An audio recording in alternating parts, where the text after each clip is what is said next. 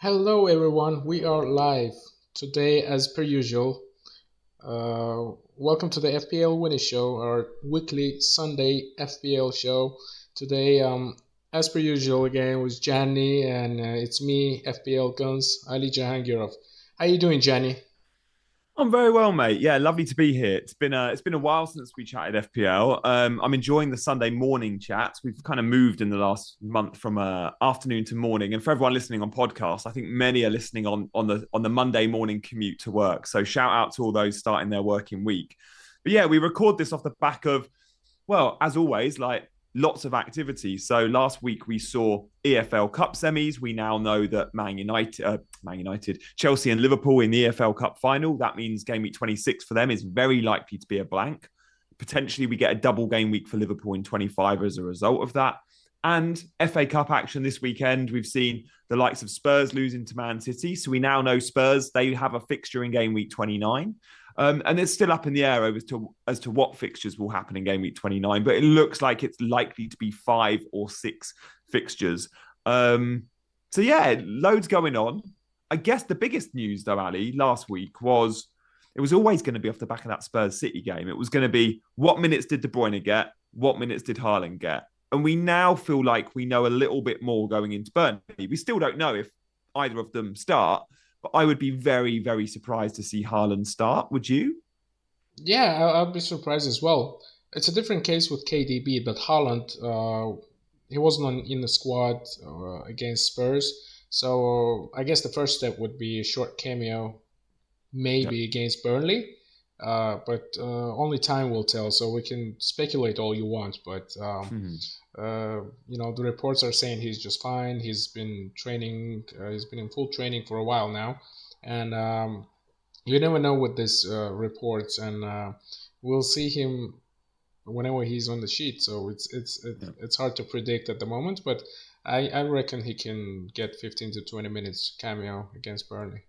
We're going to have to dive. As soon as we're on Man City, we've got to dive straight into the minutes then for De Bruyne as well. But before we do, Ali, I noticed you're wearing a Fantasy Premier League t-shirt. Was that part of your goodie bag for winning FPL? Oh yeah, it's one of the items that I've received for winning it. So Nice. it's a nice What else did you T-shirt. get? What else did you get? I got a goodie bag. I got a football, pens, notebooks, basically a watch, Apple MacBook. There's a Oh, lot of good stuff. So greetings to FPL headquarters. you got tickets to a game as well, right? They flew you over to London, put you up in a hotel, Yeah, all that jazz. the main prize was two tickets for two Premier League games, and it Yeah. was within a week. They've pretty much covered all the accommodations and traveling, so it was a good experience. Nice, nice.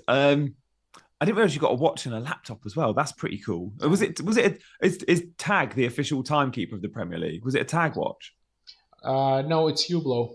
It's Oh, they changed to Hublot now, yeah. didn't they? Yeah. Nice. Oh, cool. Well, look, guys, welcome to the show. Good to see so many in the live chat. If you're listening on catch up or on demand, then hello to all you guys. Do hit that like and subscribe button. And as always, check out the Fantasy Football Scout members area. Loads of you will watch Scout videos. The vast majority of you will be members. If you're not, then go check it out. If you fancy accessing a wealth of material, including access to loads of cool data, which I've been using this week. Many this week are selling Salah, Ali. I'm still not sure if I'm doing it. The most popular replacement is De Bruyne. He's had 3 price rises. But let's speak about some of those Salah replacements because De Bruyne, Jota, Richarlison, Foden, they're probably the big four. What's your take? What are you planning on doing with Salah and who are you most keen on? My plan is to get KDB at the moment because I didn't want him to start against Spurs because that in my logic it would mean that he would be most likely benched against an easier fixture. Right. Uh, but he didn't start, but I think it was he assisted the goal, the winner, I believe, from the corner, and he would be Yeah. in most of the set pieces. I think there's a risk.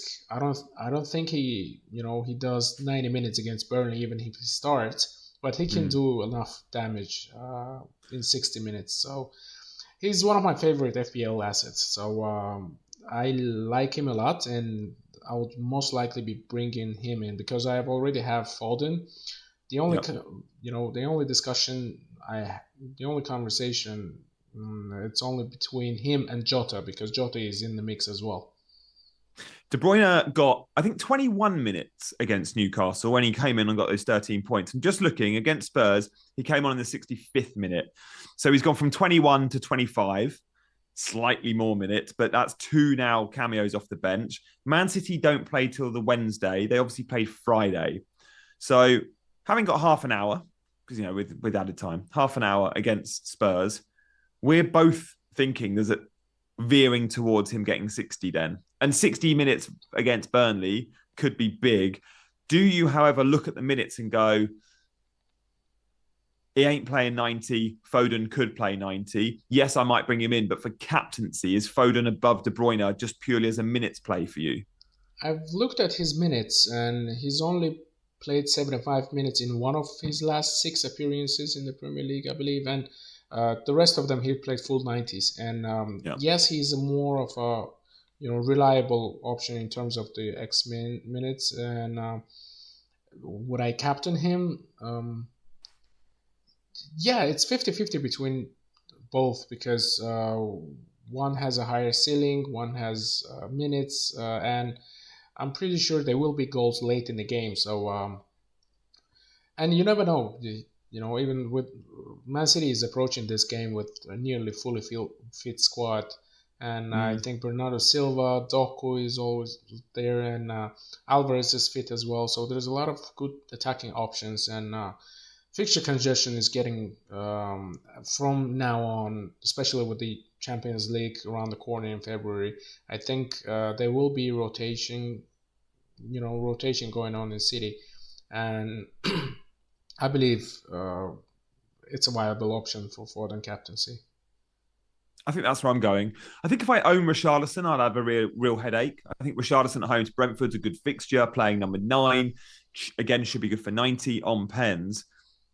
Any temptation for you to buy Richarlison? Because we're in a similar boat here. Like, Richarlison won't play in game week 26. He will play in game week 29. There's a question mark for me still. Somehow it's still there. When Son is back, I don't think he's absolutely nailed Richarlison. I think with Werner's addition, there could be Werner games in there. There could be Richarlison games, but it'll be one or the other. What's your take with Richarlison? Because again, a lot of bringing him in this week to captain him, and I get that. I think this week he's a brilliant option. I believe they will miss game week 26, won't they? Yeah, definitely. That's done. Yeah, pretty. Yeah. I have Porro in my team, and I'm planning to have triple Liverpool by game week 25 in case they double, and having them and 2 Spurs assets will be a really a big headache in game week 26 for me because I want to navigate 26 without chips, and that would make it really hard. And well, it's a viable option if you have him in a team. It's a good captaincy option, but if you don't, just like me, I don't think there's a big reason enough to bring him in ahead of just a couple of weeks before the blank. So yeah, no, I hear that. Jota, we've spoken about briefly. Jota's a player we both adore. Like, he's a greedy, good FPL, very good FPL option. Playing number 9 for the best attack in the league at the moment. For me, the big issue with Jota is I look at it and go, oh, he's got 2 hard fixtures. That shouldn't matter too much because I think they'll score goals against Chelsea and Arsenal, but it's not the best week. Doesn't feel like the best week to buy him. Obviously, if we get a double game week announcement in 25, then straight away, and we have that guarantee and that assurance, he's a legit captaincy option because he's so explosive, right? Yeah, he is explosive. The ceiling is high. I like the trio of Liverpool at the moment because Darwin, Diaz on the right, and Jota down the middle. I think they've played extremely well against Bournemouth, and you could see that they're ticking. When Salah is in a team, they play a different style of football, and having Diaz on the right wing, I think it just changes the whole dynamic of the team, and he's playing more to assist rather than Salah to cut in and shoot. So it's more chances for Darwin and Jota in case Diaz is putting up a good final pass or so. So I have Darwin at the moment, and Jota is not too far from my team. So I'll be bringing him in, if not this game week, probably next or the after. So Yeah, that's it. Similar for me. I look at it and go, Liverpool got Chelsea and Arsenal. But then in 24, they've got Burnley. And then 25, we hope it's a double. If we get that set of 3 fixtures over 2 game weeks of Burnley, Brentford, and Luton, we're going to want double, if not triple Liverpool. We're going to want triple Liverpool, even with a blank in 26. So I look at it and go, probably going to be holding off from Darwin Jota at the moment. I think I'll have him by 24. Although, look, by 24, we might have more news on Mo Salah. And again, we'll be scrambling back for Salah. And the big question mark I guess I have when I sell Salah this week is, one, if he's fit in 24, 25, would I bring him straight back in? Or would I go without him, but knowing in 26 they blank? And then number 2 is De Bruyne a sensible replacement, knowing at the moment money's not an issue? But next week, we're all going to be buying Haaland. We might be looking to buy, if we don't have a Salah or a Trent or a Jota 2 weeks later, and a third man or second man City asset.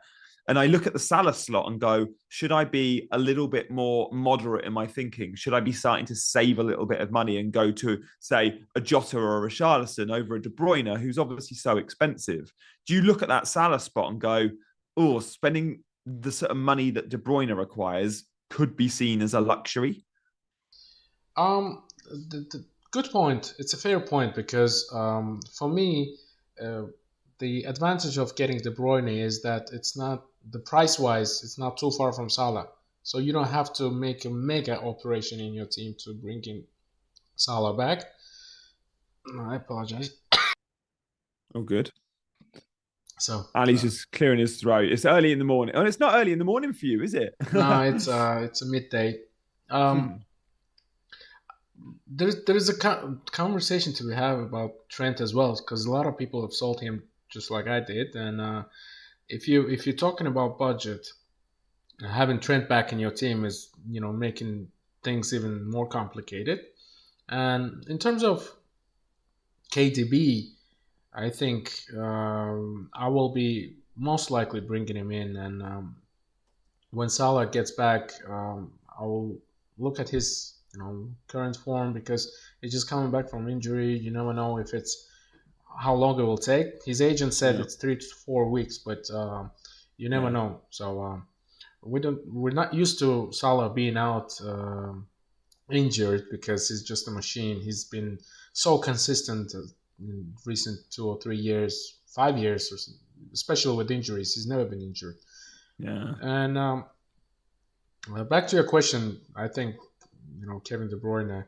In my case, I will find it easier to get back to Salah from him rather than downgrading Salah to, let's say, Richarlison or 8 million mid or else. So it won't require a bigger operation in that Yeah. case. Oh, it's such a tough one. I think we're both in a similar sort of question over our teams. Let's have a look at how we've been getting on, though, Ali, in terms of our teams so far and our plans moving forward. So, who's going to kick us off? It's my team on the screen. So last Sunday when we were talking about our teams, I think we had 2 or 3 games left in the game week. So I'm on a big green arrow. I was you know 1.4 million overall rank before this game week, and I've basically halved my rank thanks to Martinelli captaincy, which was very lucky because he didn't start that game. He came off the bench and managed to score really late in the game. Um, so he had a brace in that game, which I really enjoyed, and it was a lucky decision. But You make your own luck, though, Ali. You've deserved it. And I think it just showed, like, in a game week where loads of us owned and captained Saka, Martinelli, yeah, he's only on the pitch for 5 minutes, but he's always looking to get on that ball in behind. and he's always a goal threat. He's very direct. He doesn't. Saka plays with far more control. Martinelli plays with more direction, which is why I think if that when they're given the same amount of minutes, purely in terms of goal threat, and if you take penalties out of the equation, Martinelli's the asset. The problem is with Martinelli is the minutes aren't assured. He's not on pens, and he rarely plays 90. But you deserve those points, I think, mate, for being so brave. Yeah, it was again a lucky decision, but a lot of people captain Palmer, so it wasn't a bad decision. Many burnt with Saka captaincy, so it's it's a little bit of luck helped me a lot. I didn't realize that the second chance league has just started, so I'm doing pretty well over there. So my game week rank was 42k, so I can't believe you're actually checking it and playing the second chance, Ali. That is brilliant. If you win FPL 2 seasons on the trot because of your second chance performance, it's like the FPL Cup when managers aren't having the best season. They jump on the, I'm through to the quarterfinals of the FPL Cup. I'm like, I don't even know that what if I'm in the FPL Cup. Is it even called that? But fair play on the second chance league. That is something to aim for anyone that's not had the best start of seasons. Why not play for it? I'm not checking the cups because it's head to head tie type of a thing, and you don't want to make changes just because of 1 week and playing a certain player. But second chance is really good for those who had a poor start and catching up. Right. It's still keeping all the players engaged, and I like the addition of second chance, especially now when I'm in the conversation because I had a poor start. So I'm looking forward to it. The last season, how did you get on winning FPL? Did you even look at the cup, and how did you get on in the cup? Do you know? I've gone pretty far. I was going to say every week was pretty much a good week for you last year, so I'm guessing you smashed it in there too. Yeah, I think I went out in Gameweek 35 or so. I went really far, 34 or 35. So it was I was just checking it for fun. It wasn't really affecting my decisions, but it was a fun, to be involved in that cup so late. Yeah, well, look, 1.4 million to 700k, you're smashing it. Long may those green arrows continue. Good to see so many faces in the chat as well. Let's have a quick look at my team then and then get back to some of those topical questions. We're both liking De Bruyne this week. We're going to talk a little bit more about captaincy and percentage of players' chance of buying a particular player.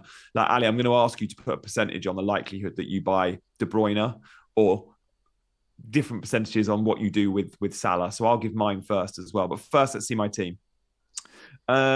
Yeah, I mean, when we last streamed, I didn't have the Brighton assets in. So yeah, I got to 69 points. That was a green arrow. My overall rank is around 45k. I'm really happy with that. Like I don't see many of my we've because we're content creators, we've got lots of friends over the last 5 years that are fellow content creators and play FPL really seriously. The likes of all the FPL Twitter gang and all the scout guys.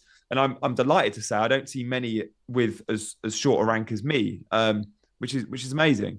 So I'm having a really good season because we shouldn't do, but we often compare ourselves to other content creators. And I remember last season I was like, mid-rank of between content creators was like, I'm doing really rubbish. So actually this season it's nice to kind of look and go, I'm kind of top of the charts there at the moment. There's still so much to be played, of course. But 45k, I'm happy. My planned move was going to be Watkins to Haaland if Haaland played against Spurs. That move's going to wait a week. And look, it might become Solanke to Haaland because the Watkins fixtures are nice and the Solanke fixtures, he's got a couple of tricky ones in a couple of weeks. So now my decision needs to be over, do I sell Mo Salah or do I hold him another week and give myself 2 transfers next week when I bring in Haaland and maybe a De Bruyne? If I sell Salah this week, I've got a benching headache. I'll probably be benching Pascal Gross for Luton away, possibly Solanke for West Ham away. I'm not benching Cole Palmer. Look, people benched Cole Palmer for his 18-pointer a few weeks ago, and I was like, Cole Palmer is Chelsea's best asset. He can score on any given game. And again, against Aston Villa, he played number 9. Missed a couple of big chances, sure, but I will not be benching Cole Palmer against Liverpool. And I'm surprised there's a lot out there that are doing it. So look, selling Salah for me makes sense until you then go, oh, he's got a benching headache. So is it worth the transfer plus a benching headache? At the moment, I am 40% likely to roll. I am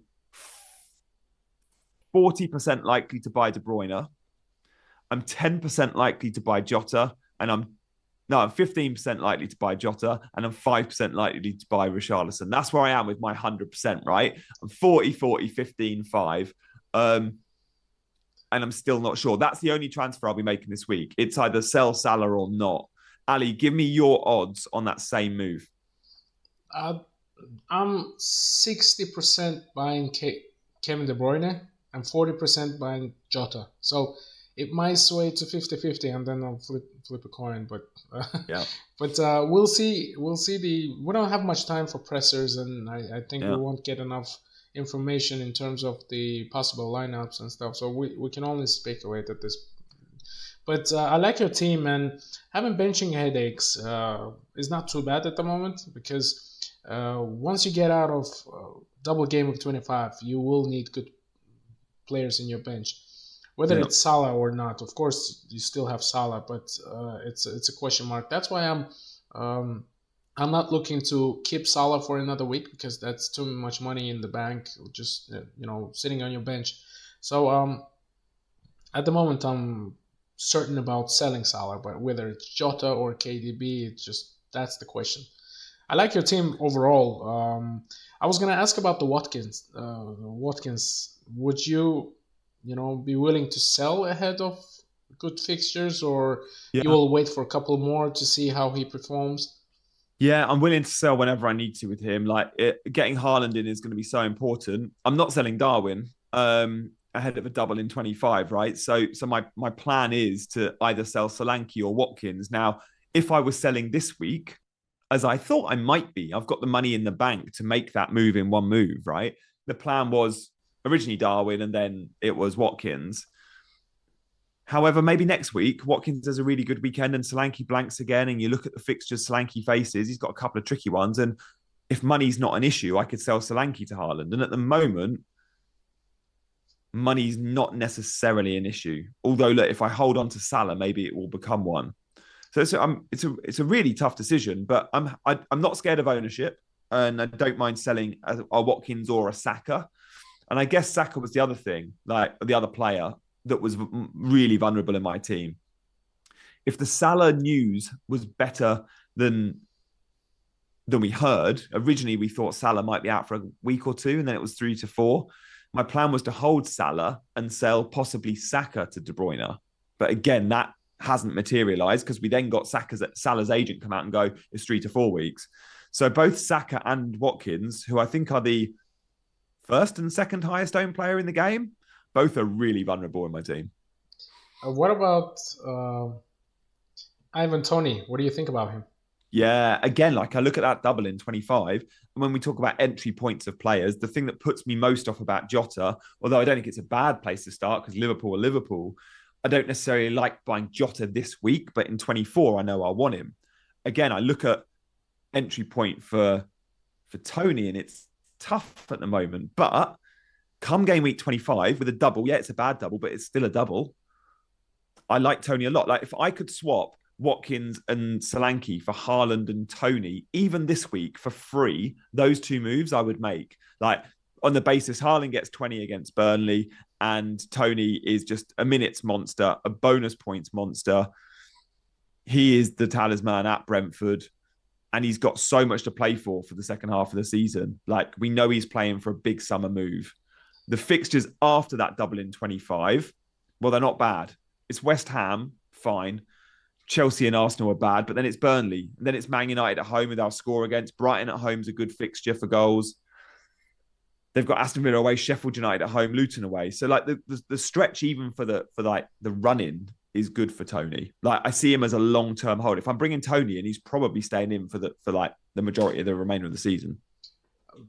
Brentford have really, really good ending to the season in terms of fixtures because I think start game week 30 or so, they have a sea of green in the fixture ticket. And that's where most of the engaged FPL managers will be, maybe activating their wild cards. And Tony is a very, very appealing option for me for the doubles, of course, but not for this couple of game weeks. I will see and wait for more goals from him. And he looks just like, he never missed a game, and he just started the game like he never was absent. So it's Yeah. interesting. He was physically good, really, involved in the attack, covering the ball, and just a good player. Um, Ali, let's come away from our teams then and give final thoughts ahead of this game week. I think we're both likely to make either one transfer or, for me, maybe none. The more I think about those odds that I gave, I'm going to change 5%. I'm 40% likely to roll. I'm 35% likely to buy De Bruyne. I'm increasing my Jota stake from, what did I say, 10 or 15. 20. He's now 20% and Richarlison's 5. Does that add up to 100? But yeah, and captaincy, I'm pretty sure I'm captaining Foden. What about you? Where would you sit on those, on a split on odds for captaincy? Like if you bring De Bruyne in, might you captain him? Because if I bring De Bruyne in, I'm pretty sure I'm not captaining him. There's a good chance of me captaining De Bruyne. Yeah, I thought you'd say that. Yeah. Nice. I'm here for that. So and chances of you making 2 transfers, slim? Very slim, because I don't have any issues in my team at the moment. Who to go for the second? Because my midfield is looking fine at the moment.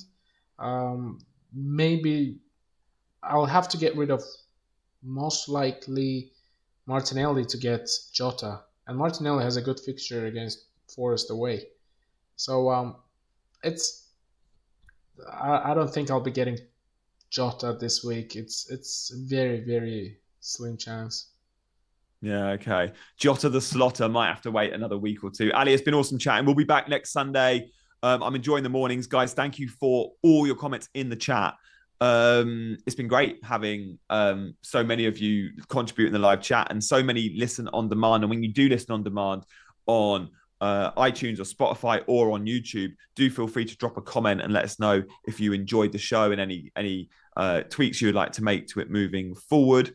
Ali, you can find Ali on Twitter. Do check out at FPL Guns. Guys, if you're into your YouTube content, then you can find me on YouTube too. I've got my own Gianni Battici channel, in which I'm going to do a team selection and a captaincy video and a deadline stream all before the Game Week 22 deadline. So go check out my YouTube channel, and obviously stay tuned to the Scout YouTube channel all week. Like there is 1, if not 2 videos, I'm pretty confident in saying this, every single day on the Scouts YouTube channel. So make sure you're subscribed. Ali, any final thoughts from you?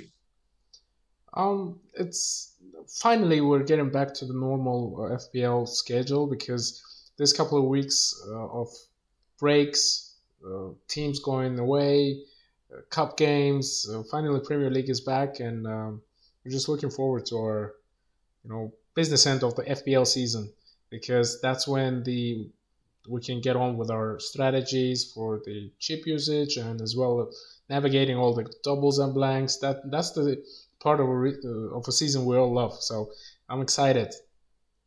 Yeah, man, me too. Guys, thank you so much. I will see you on the other side. Good luck in Game Week 22. Remember, it's a Tuesday night deadline. Have a good Sunday.